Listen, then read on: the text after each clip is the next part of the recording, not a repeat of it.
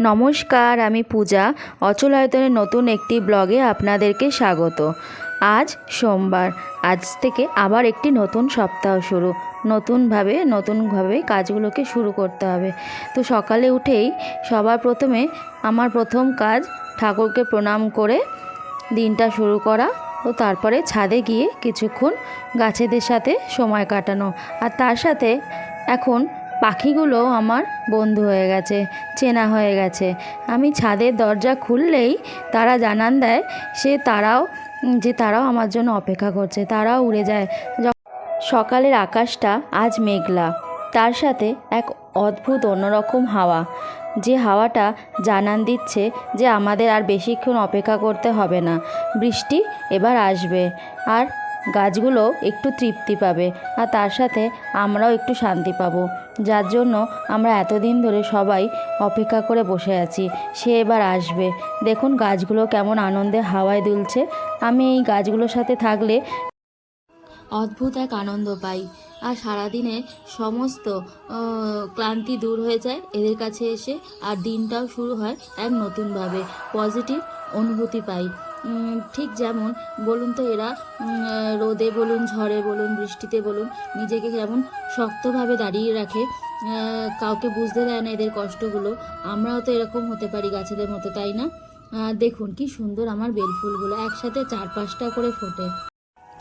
আর গন্ধ, ছাদের দরজাটা একবার খুললে হয়েছে, সবার আগে জানান দেয় যে গতকাল রাতেই তারা এসে গেছে আমার ছাদে।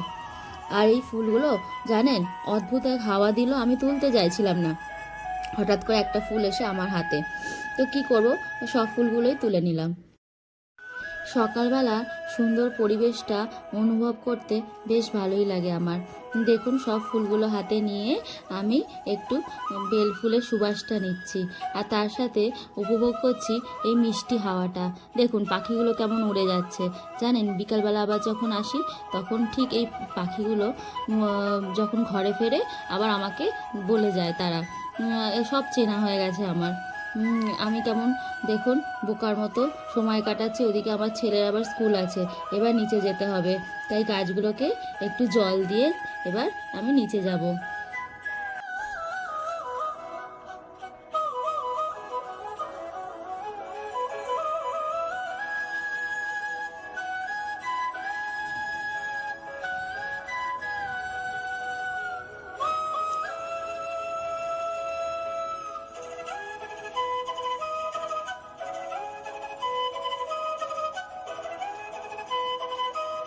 এরই মাঝে ঘটে যায় এক অদ্ভুত ঘটনা। দেখুন এই ছোট্ট কাঁচটা হঠাৎ করে নামতে গিয়ে পায়ে ফুটলো, ব্যাস বের করতে গিয়ে দেখি গল গল করে রক্ত বেরোচ্ছে।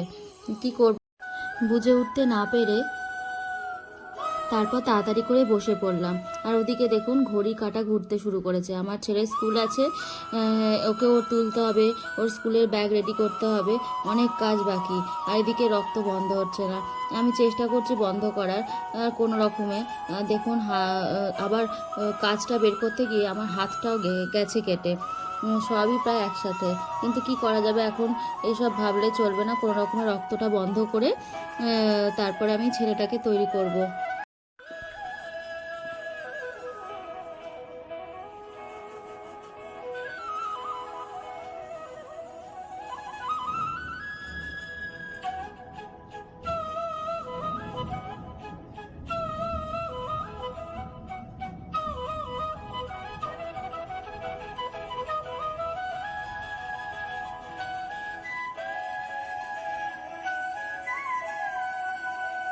তারপরে আমি চলে এলাম আমার ঘরে, ছেলেটাকে তৈরি করব। সবার আগে আমি ওর ব্যাগটা গুছিয়ে নিচ্ছি, ওর বইগুলো, ওর স্কুলের খাতা, সমস্ত কিছু। তো ও আবার যেহেতু আপেল খায় টিফিনে, এবার সকালে আমি আপেল দিতে চাই না, বিস্কুট দিই, কিন্তু না, ও স্কুল থেকে বলে আমি বিস্কুট খাবো না, আমি নিয়ে চলে আসবো, তুমি আমাকে আপেলই দেবে। তো ঠিক আছে, একটু তো কিছু খাবে, কিন্তু সকালবেলা তো হয়তো পেটে সহ্য হবে না, কারণ ওকে আমি দুধ খাইয়ে পাঠাই, তারপর যদি ফল খায় অ্যাসিডিটি হয়ে যাবে। কিন্তু বোঝাবে কে এই ছেলেকে? এক টুকরো হলেও খায় বন্ধুদের সামনে, নালে বলবে যে ঠাম্মি দিদা আমাকে বিস্কুট দিয়েছে, তুমি আমায় টিফিন দাওনি কেন, ওসব কত কথা। তো আমি ওই জন্য আপেলটা কেটে ওকে আগে গুছিয়ে দিলাম, আর ব্যাগের মধ্যে সমস্ত বইগুলো ভরে দিলাম। তারপরে এই যে ছেলেকে ডাকছি, কিছুতেই উঠবে না। দেখুন আজকে সে স্কুলে যাবে না, 1 সপ্তাহ ওকে স্কুলে পাঠায়নি গরমের জন্য, আর স্কুলে যাবে না, কান্না করছে। তারপরে কাঁদতে কাঁদতে বমি। তারপরে আমি ওকে একটু ঠিক করার চেষ্টা করছি যে না, স্কুলে তো যেতেই হবে বাবা, অনেক দিন তো স্কুলে যাওনি, জলটা খেয়ে রেডি হ। আর ভালো লাগছে না, সকালে অনেকক্ষণ দেরি হয়ে যাচ্ছে স্কুল যেতে। ওকে একটু আদর করছি, আর ও কিছুতেই স্কুলে যাবে না। বলছে যে আজকে ছুটি, আজকে স্কুলে যাব না। বাবাকে বলছে তুমি কেন রেডি হচ্ছ, আমি স্কুল যাব না, স্কুল ড্রেস পরবে না। তারপরে ওকে একটু গল্প করে আমি রেডি করার চেষ্টা করছি।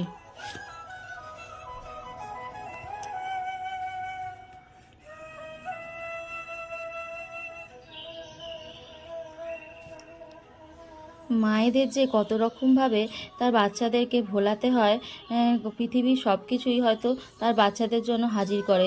সব গল্প, সব কবিতা, সব গান, কোথা থেকে যে হাজার সব বুদ্ধি বের করতে হয় সে আমরাই জানি।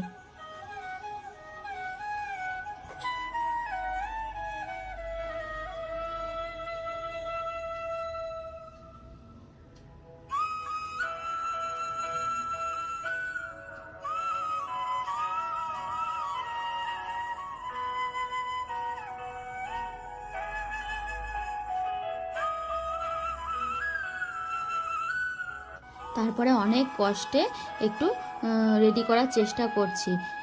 আমাকে তো মেরে মুড়ে পুরো একসা করে দিচ্ছে। আবার মাথা ঠান্ডা হয়ে গেলে, আবার আমার ছেলে শান্ত হয়ে গেলে ওর মাই হচ্ছে ওর পৃথিবী। দেখুন আমি ওকে শান্ত করার চেষ্টা করছি। এই যে ছেলে আমার শান্ত হয়ে এবার একটু ঠিক হয়েছে। ওকে আমি নিয়ে কোলে নিয়ে বের করছি আজকে। অন্যদিন হেঁটে হেঁটে যায় সে, আজকে দেখুন কোলে করে যাচ্ছে। তারপরে ওকে শান্ত করে আমি বাইরে বের করলাম, বললাম যে নমস্কার করো তুলসীতলায় করে আর স্কুলে যাও। এই যে দেখুন কি ভাবছে।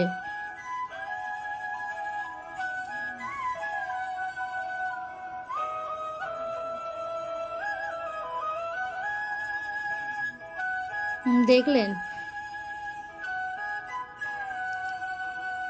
ঘুমটা ভাঙছিল না বলে কেমন কাঁদছিল, আর এখন দিব্যি মুখে হাসি।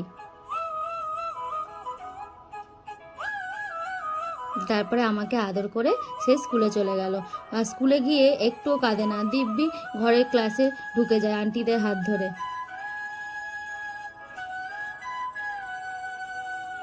আমি টাটা দুগা দুগা করে দিলাম, ও এগুলো পছন্দ করে যে আমাকে দুগা দুগা বলো, টাটা করো। ব্যাস, আমার একটা সকালে বড় যুদ্ধ শেষ হলো। ভাবছি এবার কবে বৃষ্টিটা আসবে, কখন আসবে বৃষ্টিটা, শুধু মেঘটাই করে আছে। তারপরে আমার চা রেডি হয়ে গেছে, এখানে একটু বিস্কুট আর চা। ভাবলাম আজকে দুজনে মিলে একসাথে চা খাই, এই মেঘলা ওয়েদারে বেশ একটু সময় নিয়ে চা খাওয়া যাবে। ছেলেটা স্কুলে চলে গেছে, আর এমনি তো আর সময় হয় না দুজনেই দুজনের কাজে ব্যস্ত। দেখুন তারপরে আবার একটা কাচের টুকরো পেয়েছিলাম, তাড়াতাড়ি করে ফেললাম। তারপরে ছেলেটা স্কুল থেকে চলে এসেই ব্রাশ করছে। আজকে তো সকালে উঠে ব্রাশ করাইনি, এত কাজ ছিল, কোনো রকমে রেডি করে পরিষ্কার করিয়ে একটু পাঠিয়ে দিয়েছিলাম। আর এই যে নিজে নিজে এখন কেরামতি, সব কিছু নিজে নিজে করবে। তারপরে ওকে খাইয়ে ঘুম পাড়িয়ে দিয়েছিলাম, তাড়াতাড়ি যেহেতু উঠেছিল। তারপরে বিকালবেলা ওই জন্য তাড়াতাড়ি ঘুম ভেঙে গেছে। আর বিকালে উঠেই ওকে নিয়ে আমি ছাদে চলে এলাম একটু খেলার জন্য। আর ওরও একটু সময় কাটবে, কি করবে বেচারা একা একা। ওকে এখন তো কোনো মাঠেই নিচ্ছে না খেলার জন্য, 4-5 বছরের আগে ওকে নেবে না কোনো মাঠে। সূর্য প্রায় ডোবার সময় হয়ে গেছে, আর এখন মেঘের সাথে সূর্যের খেলা চলছে। একবার করে মেঘগুলো সূর্যটাকে ঢেকে দিচ্ছে, তারপরে আবার সূর্যটা আবার নিজের স্বমহিমায় প্রকাশ পাচ্ছে তার আলো দিয়ে। তারপরে এই যে ছেলের আবার দুষ্টুমি শুরু, ফুলগুলো তুলছে আমার পায়ে এসে দেবে বলে। সেই একদিন দিয়েছিল, তারপর থেকে ওর অভ্যাস হয়ে গেছে। আমি বলি যে না আমার পায়ে তোকে দিতে হবে না, তুই ঠাকুরকে দে, কিন্তু না। তারপরে এই যে দেখুন ছেলেটা আমার দেখছে, ওই যে আমার বাড়ির উল্টো দিকেই ফুচকাওয়ালা বসে, ওই ফুচকাওয়ালাটা বসছে, ওই জন্য দেখছে ফুচকা খাবে বলে। দুষ্টুমি। তারপরে আমরা দুজনে বেশ কিছুক্ষণ ছাদে সময় কাটালাম। আর এই যে দেখুন গুটো ও খেলছে, আর গাছগুলোকে একটু যখন গাছগুলো হাওয়ায় দুলছে ওরও বেশ মজা হচ্ছে গাছগুলোকে দেখে। গাছগুলোর কাছেই ও দাঁড়িয়ে আছে। তারপরে একটা পুষি ম্যাওকে দেখতে পেয়েছে। ওই তো পুষি ম্যাও। পুষি ম্যাও কি খাচ্ছে?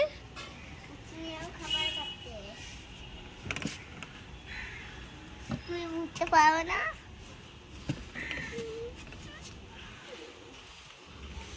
এই যে বাবা, শোনো বাবা, লাভ দাও। ইয়া, আউ, ওঠো ওঠো ওঠো, ওঠো। তারপরে দৌড়ঝাঁপ করে ক্লান্ত সে ছাদে শুয়ে পড়েছে। ও এই রকমই যেখানে পায় সেখানে শুয়ে পড়ে। তারপরে ওকে কোনো রকমে নিচে নামিয়ে হাত পা পরিষ্কার করে ধুয়ে এই যে দেখুন ও তারপরে এই পান্ডাটার সাথে খেলছে। এই পান্ডাটার বাচ্চাটাকে যেহেতু ওর সাথে আটকানো আছে ওর মায়ের সাথে, তাই ও ওকে আলাদা করবে, বাচ্চাটাকে নিয়ে ও খেলবে। দেখুন কি দুষ্টু আমার ছেলে, ওর বুদ্ধি হচ্ছে অন্যরকম। আমার এই এত বুদ্ধি আসে না।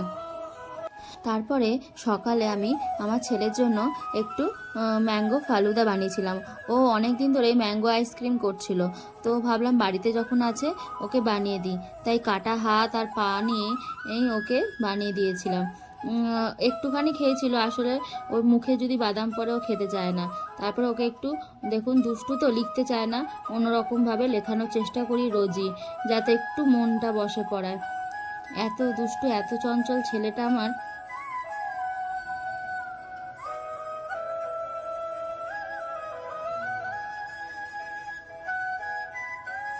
ওইদিকে খেলুক আর ততক্ষণ আমি আমার রান্না বাকি কাজগুলো সেরে নিই। আর আজকের ভিডিওটা তাহলে এই পর্যন্তই। আপনারা ভালো থাকবেন, সুস্থ থাকবেন। দেখা হচ্ছে পরের একটি ভিডিওতে।